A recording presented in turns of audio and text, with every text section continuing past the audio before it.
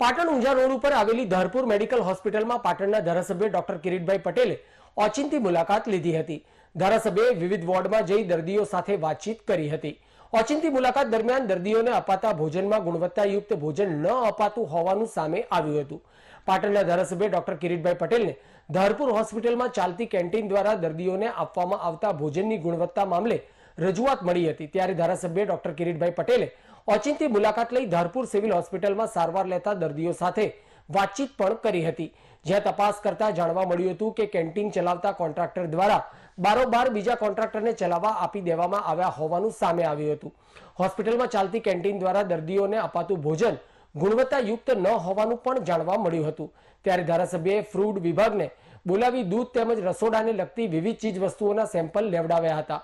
આ તપાસ બાબતે પાટણના ધારાસભ્ય ડોક્ટર કિરીટભાઈ પટેલે જણાવ્યું હતું કે કેન્ટીનની અંદર જે ભાઈ કામ કરે છે તે ભાઈએ કહ્યું હતું કે હું દર મહિને 3000 આપું છું, પછી તમને ના પાડી, પછી તપાસ કરતા જાણવા મળ્યું કે તેમનો કોન્ટ્રાક્ટ છે અને જેમને બીજે ચલાવવા આપ્યો છે, જેની પાસે 3000 વસૂલવામાં આવે છે, તે કાયદેસર રીતે જેનો કોન્ટ્રાક્ટ હોય એને ચલાવવાનો હોય છે। આ બાબતની જાણ MRMOને કરી છે અને એમની વિરુદ્ધ કાર્યવાહી કરવાનું જણાવ્યું છે। જો તાત્કાલિક આ ટેન્ડર રદ કરી નિયમ મુજબ ચલાવવામાં નહીં આવે તો તેમજ અહીંયા સુવિધા મળતી નથી, લોકો હેરાન પરેશાન થાય છે, જે ગેરરીતિ થઈ રહી છે, જેના બાબતે આગામી સમયમાં ધારપુર હોસ્પિટલમાં વિરોધ કરવાની ચીમકી આપી હતી। તમે જુઓ છો કેન્ટીનની અંદર જે ભાઈ કામ કરે છે એમને શરૂઆતની અંદર કહ્યું કે હું દર મહિને 3000 આપું છું, પછી એમને બોલવાની ના પાડી, પણ તપાસ કરતા જાણવા મળ્યું કે એમને જેનો કોન્ટ્રાક્ટ છે એને બીજાને કેન્ટીન ચલાવવા માટે આપ્યું છે અને એને દર મહિને 3000 રૂપિયાની જોડેથી વસૂલ કરવામાં આવે છે।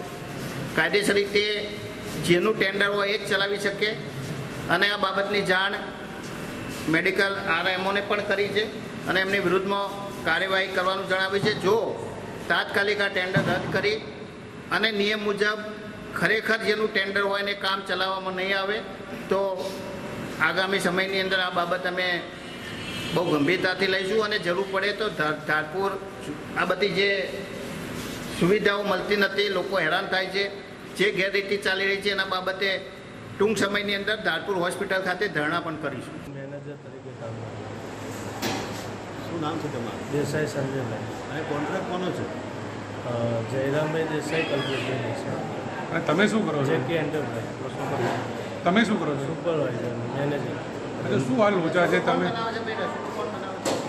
રસોડું સાહેબ નીચે રસોઈ કોણ કરે? ઘરે નહીં પડે। નાના કોણ બનાવશે રસોઈ? પટેલ આનંદીબેન પડે। કેટલા જણા છે? ટોટલ 6 જણા।